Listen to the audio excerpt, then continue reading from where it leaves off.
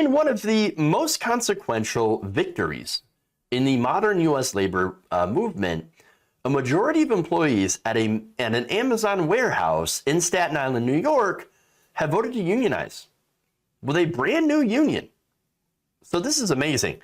Now, workers at the warehouse in Staten Island, known as JFK 8, just voted in favor of being represented by the new Amazon Labor Union, taking a vote of 2,654 to 2,131. So would you look at that? We've got a victory. And that is even with all of the anti-union propaganda, all of the union busting tactics that were used and utilized by Amazon. We've got a victory. We've got a victory. So now it wouldn't have happened, of course, if it weren't for the wonderful organizers of this, including the former warehouse worker, Chris Smalls, who I think deserves obviously a lot of the recognition for being the public face of this fight. Smalls, of course, was fired after he led a protest outside the warehouse in the early days of the COVID-19 pandemic. So now, look, he got fired for a bullshit reason. So he was out there and they're like, oh, yeah, you broke COVID-19 protocols against social distancing. So we're just going to have to fire you that day. Oh, but it has nothing to do with you doing a union. Oh, no, not at all. Union drive. No. Of course not. Of course not. So now that said, I'll get to that later. But ALO union leaders have said that their main goals include increasing hourly wages for all workers to a minimum of $30 an hour. Amazon says the average hourly starting pay for U.S. warehouse employees is $18. Now, of course, people's heads in the audience, conservatives who are hate watching, your head probably exploded. But wait, hold on here. But put your brain back in, all right? If wages had kept up with inflation and productivity, the minimum wage would be about $25 an hour. Now think about that, right?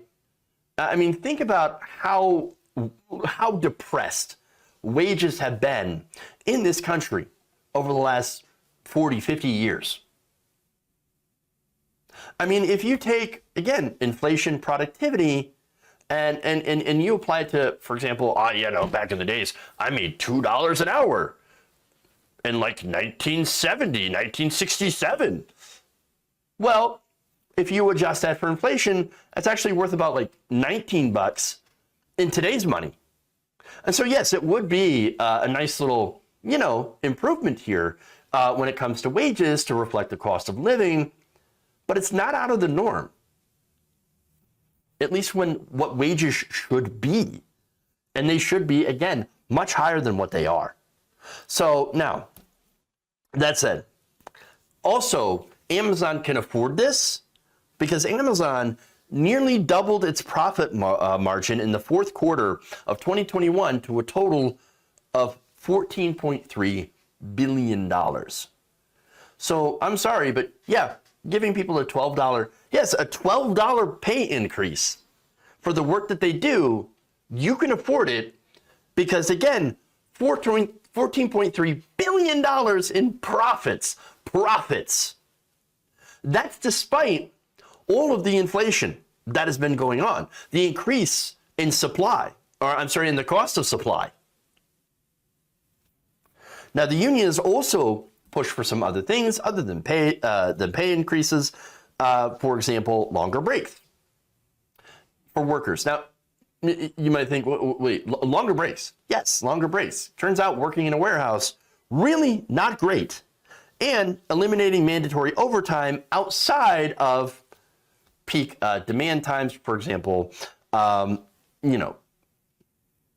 Christmas rush, Black Friday, things like that, which makes sense because people are doing more online shopping. So like, okay, yeah, we'll do overtime then to make sure that we meet the demand. Totally fair, totally fair.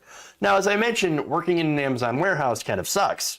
In fact, many workers have been required to pick or stow 300 to 400 items an hour during their 10-hour shifts. That is a lot of items. You're also, in order to meet that high quota, that high rate, are incredibly micromanaged on your time to the point where Amazon workers in the warehouses were peeing in bottles. And it's crazy. Crazy. And of course, not hygienic. That is just horrible working conditions. Horrible working conditions.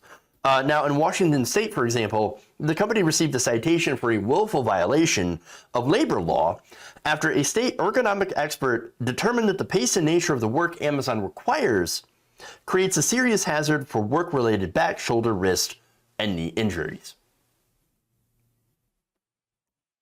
Now, as a result, a report last year by the New York Times revealed that Amazon churns through about 3% of its warehouse staff every week, or about 150% in a single year. Now, by the way, that employer churn, that made it really difficult for people to actually organize a union, because sometimes people just wouldn't be there long enough to actually sign up for a union, so they'd have to start reorganizing over and over and over again.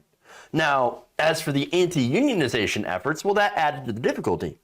And so Amazon revealed in a recent Department of Labor filing that it spent about $4 million on labor consultants that are anti-union just last year.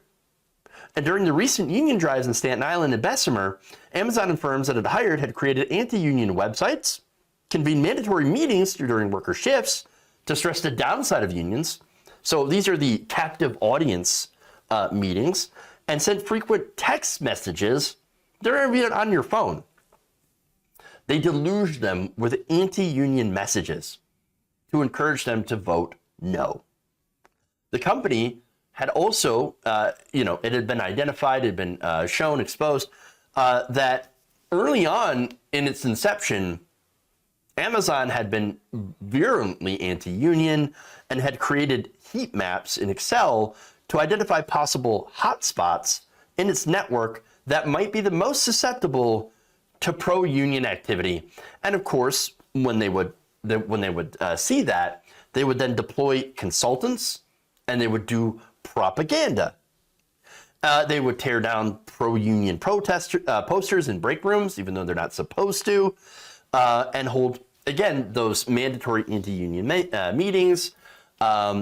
And so they had all of these different avenues in order to try to crush union organization. And that's not even to mention how that they would intimidate people and fire people for pro-union activity.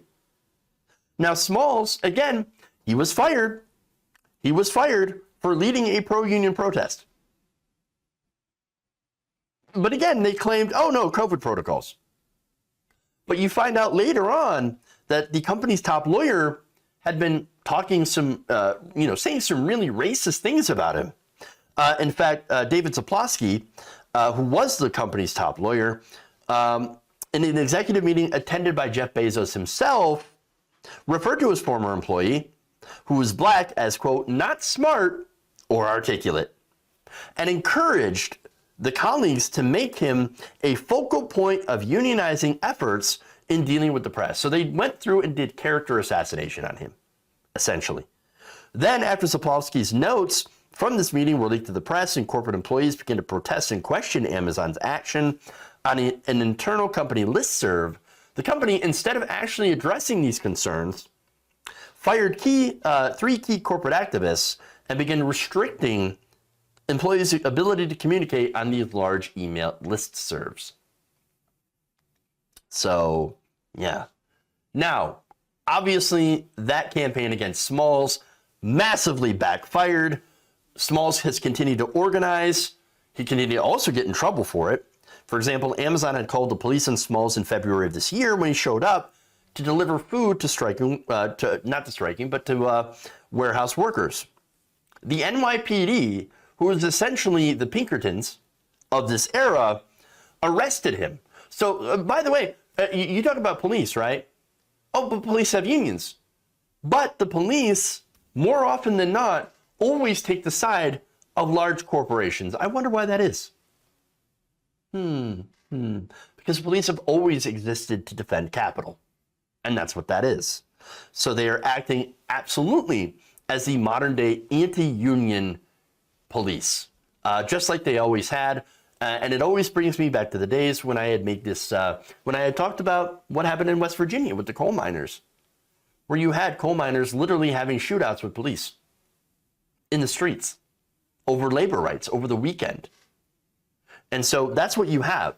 Remember, police have always been on the side of capital, and they will always bust your head if you're on the picket line. That said, even with all of that, Smalls and these organizers, they get the last laugh because guess what? They won. They won.